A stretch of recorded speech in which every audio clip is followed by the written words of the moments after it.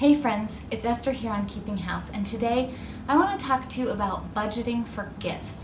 Christmas gifts, birthday gifts, Mother's Day, Father's Day, making sure that you have the money you need to celebrate the people you love without going overboard and still working toward getting out of debt.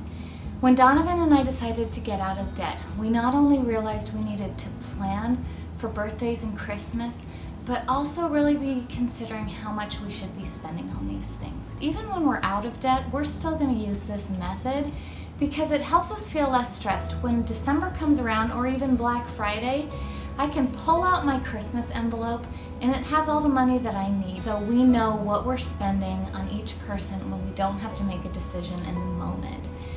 The way that we use this is our envelope system. I would love to hear from you. If you want to see my whole budgeting system with the envelopes, what money we put where we save and how we save, and how much we spend on each item, leave me a comment below and I would love to make a video like that. But for now, I'll just show you my two envelopes that I use for gifts: general gifts and Christmas gifts. So the envelopes are where we keep the money, but we have a spreadsheet that helped us determine how much money should go into it. So we blocked it out for a chunk of time. We had a guess of how long it would take us to get completely out of debt, and so that's how long we budgeted this amount for, because we would love to give more gifts to people in more ways. So this for us was short term, but I would also say that in the long term we'll probably budget it out for a few years. It makes it so you don't have to make as many changes along the way. So what we did is we went through each person, each holiday. We went in a calendar. We actually have our spreadsheet in calendar order so that we don't have to be searching and remembering who has a birthday this month and when Father's Day is. And we used that and plugged in the amounts that we determined for each person, and then we added it all up and divided it by the number of months we were budgeting for. So in our gifts envelope, we put in $36 a month. In our Christmas envelope, we put in $33 a month.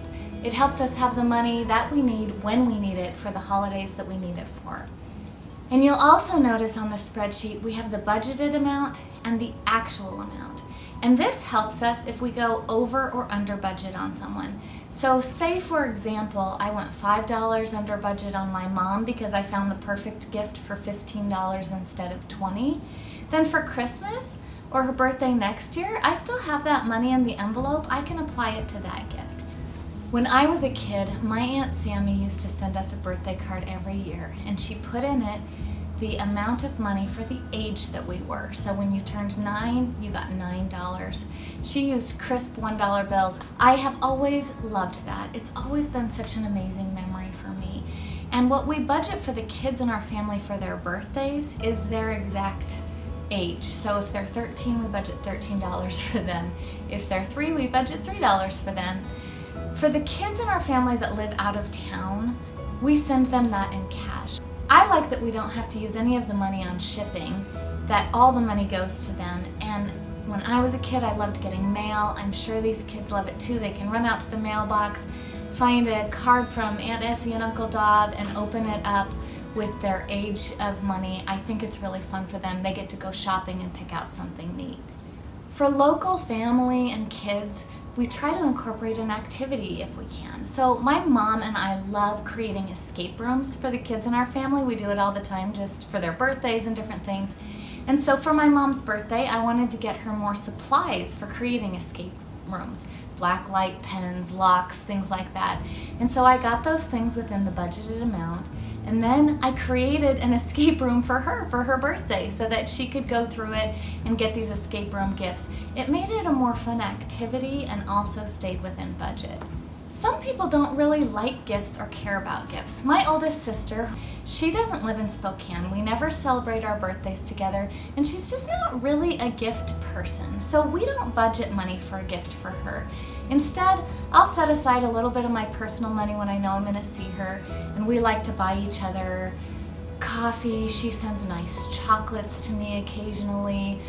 We can buy each other breakfast, and that's how we like to celebrate our relationship with each other.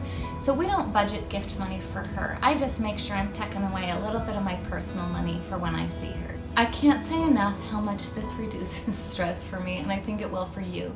I see people dreading Christmas coming, and it's sad to me. I love Christmas for so many reasons, but I don't feel stressed when it comes around because I've budgeted for gifts.